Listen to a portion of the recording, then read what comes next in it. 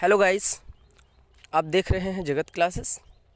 आज हम आपको बताने जा रहे हैं चैप्टर 4 फ्लेमिंगो पोएट्री से अ थिंग ऑफ ब्यूटी के क्वेश्चन आंसर, इसका एक्सप्लेनेशन और stanza wise explanations plus central idea हम दे चुके हैं। अगर आपने नहीं देखा है तो वीडियो के एंड में आपको एक इंड स्क्रीन में मिल जाएंगे, आप देख लीजिएगा। तो आइए चलते हैं क्वेश्चन आंसर की ओर। स्टेंजास के अकॉर्डिंग जो फर्स्ट क्वेश्चन हमारा है कि what provides a joy for ever, हमेशा के लिए जॉय कौन प्रोवाइड कराता है, या कह सकते हैं किस तरह, what kind of Joy is for ever. Question change होकर के बोर्ड एग्जामिनेशन में आ सकता है। तो कोई भी क्वेश्चन आए कि what kind of Joy for ever या फिर what provides a joy for ever, ठीक है, तो आपका आंसर होगा a thing of beauty provides. एक सुंदर वस्तु ही है जो हमेशा के लिए सुख का विषय रहती है, मतलब उससे हमेशा हमें सुख ही मिलता है, कभी निराशा नहीं मिलती। इट्स लवलीनेस, इसकी जो लवलीनेस यानी कि जो सुंदरता होती है, इसका जो प्यारापन होता है, increases with the passes of times, और समय के बीतने के साथ साथ बढ़ता जाता है। अदर वस्तुओं का क्या है, जो ह्यूमन मेड हैं, समय के साथ साथ वो डिस्ट्रॉय होने लगती हैं, ख़राब होने लगती हैं, लेकिन जो थिंग्स की ब्यूटी है वो हमेशा के लिए बनी रहती है। ठीक है, तो देखते हैं अगला question. What is the effect of increase in its loveliness. देखिए, what is the effect of increase in its loveliness, इसका जो प्यारापन है, ठीक है, ये किस प्रकार से जो कह सकते हैं इंक्रीज हो सकता है, और इसके इफ़ेक्ट क्या है, या ये किसको इफ़ेक्ट करता है। आंसर है the effect of increase in its loveliness. ये क्वेश्चन से पूरा का पूरा ले लिया, इज़ हेल्पिंग वर्ब हमारा आगे आ जाता है। ठीक है, आप क्वेश्चन में देख सकते हैं the effect of increase in its loveliness, और फिर इज़ आगे ले लिया। Is that it gives a peaceful sleep. भाई, लवलीनेस के इफ़ेक्ट क्या हो सकते हैं, एक सुंदरता के या एक प्यारी वस्तु के जो इफ़ेक्ट है, जो प्रभाव हैं, वो क्या हो सकते हैं कि कोई भी सुंदर वस्तु हमको पीसफुल स्लीप दिलाती है, यानी कि एक अच्छी सी नींद कह सकते हैं, शांति भरी। प्रोवाइड्स गुड हेल्थ, और एक गुड हेल्थ हमको देती है। अलाउस क्वाइट ब्रीथिंग, और एक अच्छी सी श्वास देती है, यानी कि श्वास का मतलब ये नहीं है, बट हम ये कह सकते हैं कि एक हम सुखद महसूस करते हैं, सुकून महसूस करते हैं, ये समझ सकते हैं कि अच्छी चीज़ के प्रति हम एक अच्छा सा सुकून महसूस करते हैं, वो हमको गुड हेल्थ देती है, और पीसफुल हमको नींद यानी कि एक अच्छी सी नींद भी देती है। What is the name of the poem and the poet.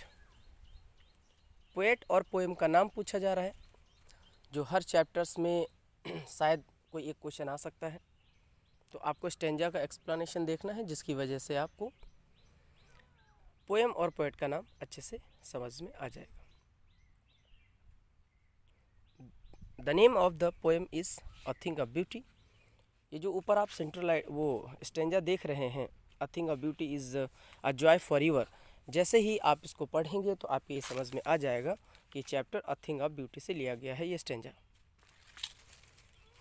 और फिर आप लिख देंगे कि the name of the poem is a thing of beauty and the name of the poet is John Keats.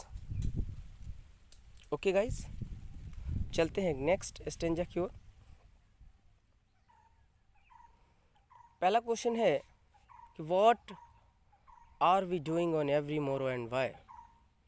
हम हर सुबह, मोरो का मतलब होता है मॉर्निंग, तो हर सुबह हम क्या करते हैं और क्यों करते हैं।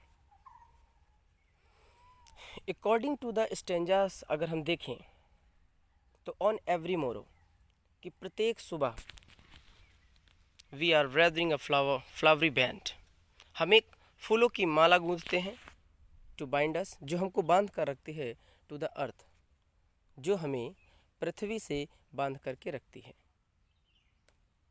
Next, what bind us to the earth, ये क्वेश्चन भी ऊपर वाले क्वेश्चन से मैच कर रहा है कि हमको पृथ्वी से कौन बांध करके रखता है।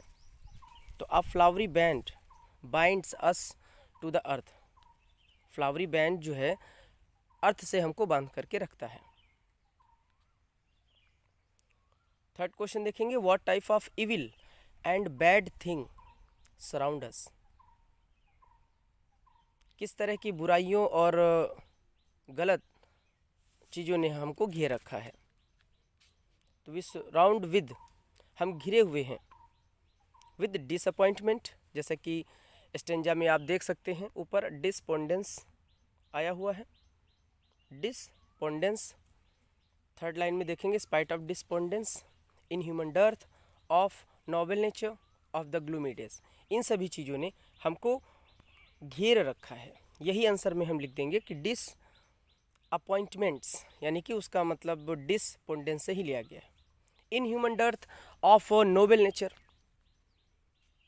डर्थ का मतलब है कमी, किस चीज़ की कमी, इन human dearth of noble nature, एक अच्छे वातावरण की कमी ने, एंड ग्लूमी डेज, निराशा के दिनों ने, और हमारी जो अनहेल्थ है, अनहेल्दी लिखा, एंड ओवर डार्केंड वे, ऐसे रास्ते जो डार्केंड है, अंधकारमय है, हमारा जो अस्वास्थ्य है, स्वास्थ्य जो है वो सही नहीं है, मतलब अस्वास्थ्य कह सकते हैं, अस्वास्थ्य ने ऐसे मार्ग जो हमें अंधकार की ओर ले जाते हैं, और अंधकारपूर्ण दिन और नोबल नेचर की कमी ने हमें घेर रखा है। थर्ड स्टेंजास के क्वेश्चन देखेंगे, list things that gives us Joy. Third stanza के अकॉर्डिंग आपको लिस्ट बनानी है ऐसी वस्तुओं की जो हमें जॉय देते हैं। तो देख सकते हैं क्वेश्चन, पहले स्टेंजा देख लेंगे, इसमें दिखाई दे रहा है the sun, moon, trees old and young sprouting, a shady boons, है ना, डैफोडिल्स भी आपका मिलेगा थर्ड लाइन में, एंड फोर्थ लाइन में देख सकते हैं क्लियर रिल्स लास्ट में है, मस्क रोजेस भी हैं। ये सारी चीज़ें जो हैं एक आनंद का विषय बनती हैं। तो आंसर किस तरह लिखेंगे, द थिंग्स आर, वस्तुएं हैं, the sun, the moon, old and young trees, daffodils and clear water stream give us joy. ये सभी वस्तुएं हमें जॉय प्रदान करती हैं, आनंद देती हैं। Next question, describe the role of daffodils and rills. Daffodils और रिल्स का रोल को डिस्क्राइब करना है, ठीक है, और इनकी मीनिंग्स भी हम बता सकते हैं। तो daffodils bloom in green surroundings, daffodils फूल होते हैं, पीले फूल जो खिलते हैं ग्रीन सराउंडिंग्स, हरे भरे वातावरण में, मतलब जहाँ पर हरियाली होती है वहीं पर फ्लावर्स, चाहे ये डैफोडिल्स के हों या किसी भी चीज़ के हों, हरे भरे स्थानों में ही फ्लावर्स खिलते हैं हमारे सराउंडिंग्स में, ग्रीन सराउंडिंग्स में। Clear rills are small streams, clear rills, देखिए रिल्स का मतलब होता है छोटी छोटी नदियाँ, स्वच्छ जल वाली छोटी छोटी नदियाँ या धाराएं भी कह सकते हैं। आर स्मॉल स्ट्रीम्स, आगे लिखा भी है छोटी धाराएं, which gives a cooling shelter, जो हमको देती हैं कूलिंग, ठंडा ठंडा वातावरण, एक माहौल बना करके देती है हमारे लिए। शेल्टर तो ऐसे छत्र छाया होता है, लेकिन हम यहाँ पर समझेंगे कि जो हमको एक कूल इन्वायरमेंट प्रदान करती हैं। And next, where does the musk rose bloom, musk rose कहाँ ब्लूम होते हैं ना, कहाँ खिलते हैं, तो musk rose blooms, musk rose खिलते हैं in the mid forest brake, मतलब मध्य जंगल की झाड़ियों में, मस्क रोज मध्य जंगल की झाड़ियों में खिलते हैं। छोटे छोटे आंसर हैं, अगर आप थोड़ा सा भी ध्यान देंगे तो लर्न कर सकेंगे। नेक्स्ट क्वेश्चन देखेंगे कि what do you understand by grandeur and dooms. Grandeurs grandeur और डूम्स का मतलब आपको बताना है। तो grandeur means magnificence and dooms means destructions या डिसास्टर भी बोल सकते हैं, विनाश, प्रलय, कुछ भी, ठीक है। तो नॉर्मल सा मीनिंग देना है। Grandeur means magnificence and doom means destructions. Next question, who are the mighty dead refers to here. इस स्टेंजा में माइटी डेड किसको रिफ़र किया गया? तो जब हमने स्टेंजास का एक्सप्लेनेशन बताया था तो उसमें मैंने बताया था कि डेड, जो माइटी डेड है, ये हमारे पूर्वजों की गुड वर्क से बताया जा रहा है कि जो पूर्वज हैं हमारे, उनके गुड वर्क, ग्रेट एफर्ट्स को बताया गया है। तो आवर फोर फादर्स, हमारे forefathers and great efforts, और उनके महान कार्य, refers to mighty dead, mighty dead को रिफर्स करते हैं, ठीक है। वैसे डेड मीन्स मरा हुआ है ना, माइटी शक्तिशाली, मरे हुए शक्तिशाली किसको मतलब रिफ़र किया जा रहा है? जो हमारे पूर्वज थे वो शक्तिशाली हुआ करते थे, उनको शक्तिशाली बताया गया है, वीर बताया गया है, इसलिए कहा गया है कि our forefathers and their great efforts refers to mighty dead. Why are the lovely tales called an endless fountain. देखिए, लवली टेल्स, वो सुंदर कथाएं जो हमारे पूर्वजों की हम लोग पढ़ते हैं, वो एंडलेस फाउंटेन की तरह क्यों हैं, या उनको एंडलेस फाउंटेन क्यों कहा जा रहा है?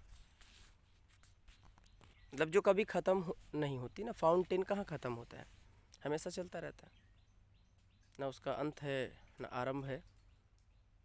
आंसर देखेंगे, the lovely tales are called an endless fountain because, ये सारा का सारा क्वेश्चन से है।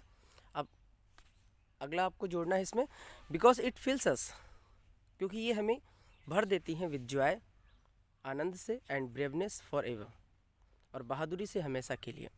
जो लवली टेल्स हैं, जो सुंदर कथाएं हैं, जब हम इनको पढ़ते हैं, जब इनको सुनते हैं, उनसे हमको एक तो आनंद प्राप्त होता है, दूसरे हम साहस से भर जाते हैं। इसीलिए इनको एंडलेस फाउंटेन से कंपेयर किया गया है और कहा गया है कि ये कभी, इनका कभी अंत नहीं हो सकता। तो ये थे इस चैप्टर के क्वेश्चन आंसर, जो वैसे बहुत तो इजी हैं, कुछ खास नहीं है टफ। अगर ज़रा सा भी आप ध्यान देंगे तो लर्न कर पाएंगे, ठीक है। इम्पोर्टेंट है, इसमें कुछ क्वेश्चंस इम्पोर्टेंट हैं। तो मिलते हैं एक नए वीडियो के साथ। आप देखते रहिए हमारा चैनल जगत क्लासेस काकराबाद। मिलते हैं एक नए वीडियो के साथ, तब तक के लिए नमस्कार, bye bye, thank you so much.